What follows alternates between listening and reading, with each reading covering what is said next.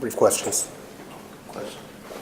Did the family know ahead of time today that there would be a decision and what the decision was going to be? Were they informed by the? No, they were, as Pete stated, invited to talk to the prosecutor today, an hour beforehand, to discuss, or I guess to hear his findings. And Ms. Miller's not in a condition to hear that. As we were pretty aware of what the findings were going to be. I think everybody kind of was, with the case being the way it's been. And so, no, we weren't aware. And let me say this as well. They, we tried to find out what this would be, what they would be saying to her, because we didn't want her in a position where she had to hear it the first time like we all heard it the first time.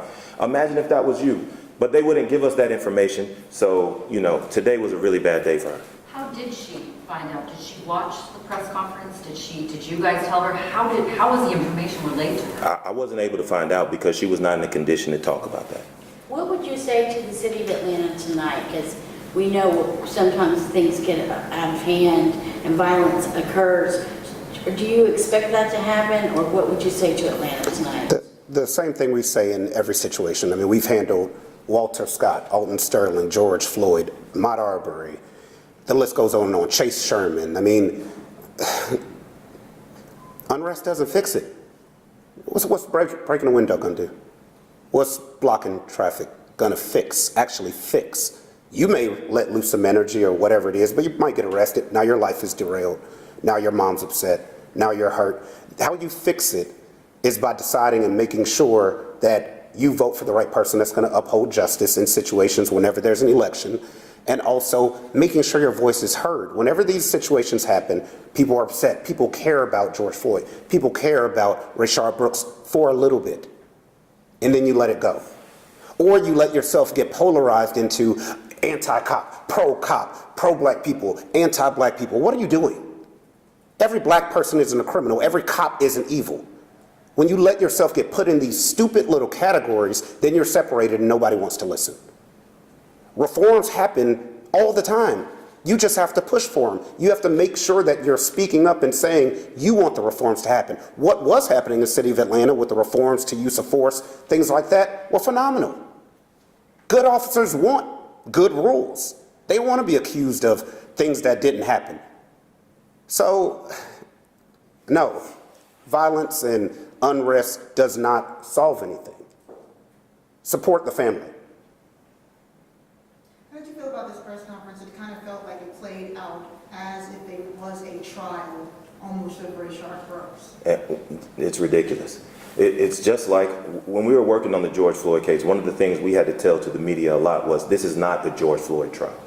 And summarily, this is not the Rayshard Brooks trial. It never will be, and because now it's not going to a jury, but it never was. This is not about him at that time. It's about the reasonableness of the officer's decisions. You heard them say that several times. And the reasonableness of their decision to shoot him in the back after they lost the fight and he's 19 feet away is ridiculous. That's not reasonable. And the trial you saw today, I mean, we saw that trial 2 years ago with former District Attorney Paul Howard. He had a full breakdown and video and pictures and all that, and it was a different decision. So we just saw the other half of what we saw a couple years ago. Mr. Skandalakis was asked if he thought that there was a racial element to this situation, and he said he didn't believe there was. Do you agree with him? I do not agree with him, right? I do think there's a racial element. Everyone can see the racial element. I mean, for him to say that is a little disingenuous. That doesn't mean that it is some racism going on. There's some kind of underlying secret society. It doesn't mean any of that. But yes, there's a racial component to it.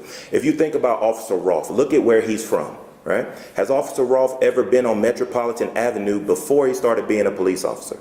Probably not. Had he ever met anyone like Rayshard Brooks before? Probably not. So there's a racial element every time you send an officer who is not trained, who is not familiar with the community, who's never taking a butt whooping into a community where these things might happen, right? There's a racial element. There's an undertone. It's there.